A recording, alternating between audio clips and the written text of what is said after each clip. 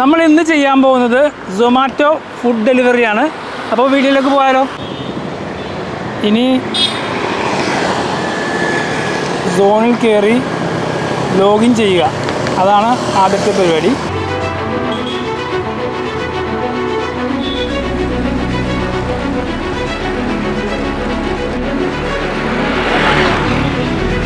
ഞങ്ങളിപ്പോൾ പനമ്പൽ നഗറിലാണ് ഉള്ളത്.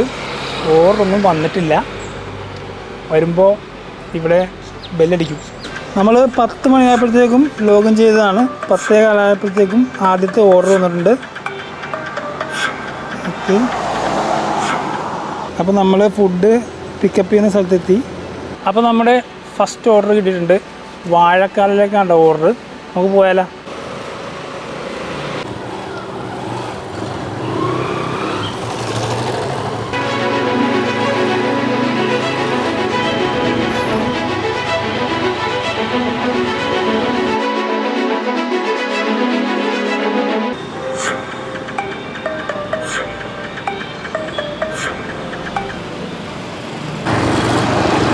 അടുത്ത ഓർഡർ വന്നു പാലാരിവട്ടത്താണ്.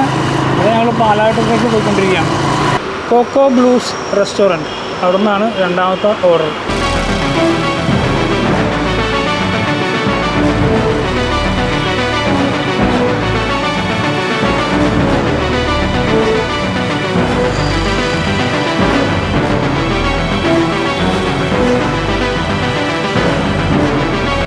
അടുത്ത ഓർഡർ വന്നിട്ടുണ്ട്.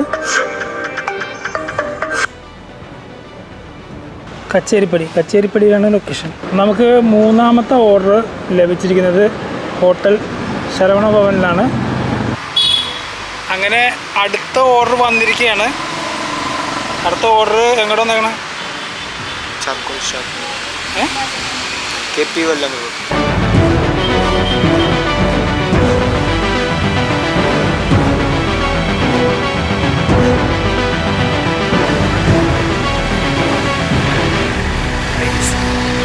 റൈസ്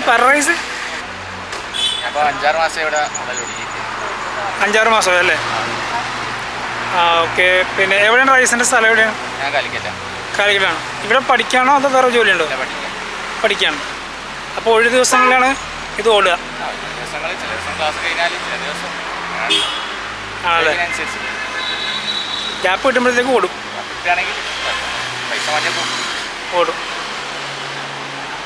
അപ്പോൾ എന്തായാലും സന്തോഷം. എൻ്റെ പേര് സുഹൈൽ റംസാൻ. അപ്പോൾ നമ്മുടെ വീഡിയോ ഏകദേശം അവസാനിക്കാറായി.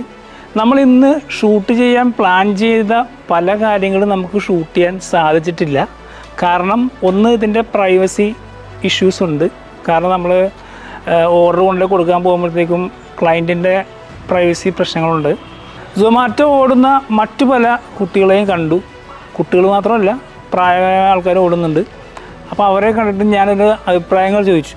പക്ഷെ ആരും അഭിപ്രായം പറയുന്നില്ല. അവരെല്ലാവരും ഞാൻ 1 മാസം കയറിയിട്ട്, ഒരാഴ്ചയെ കയറിയിട്ട് എന്നൊക്കെ ഇങ്ങനെ പറഞ്ഞുകൊണ്ടിരിക്കുകയാണ്. അതല്ലാണ്ട് ആരും ഒന്നും പ്രതികരിക്കുന്നില്ല. അപ്പോൾ അതുകൊണ്ട് ഞാൻ മനസ്സിലാക്കിയ ഒരു കാര്യം, ഇതൊരു സൈഡ് ഇൻകം ആയിട്ട് കണക്കാക്കാൻ പറ്റുള്ളൂ.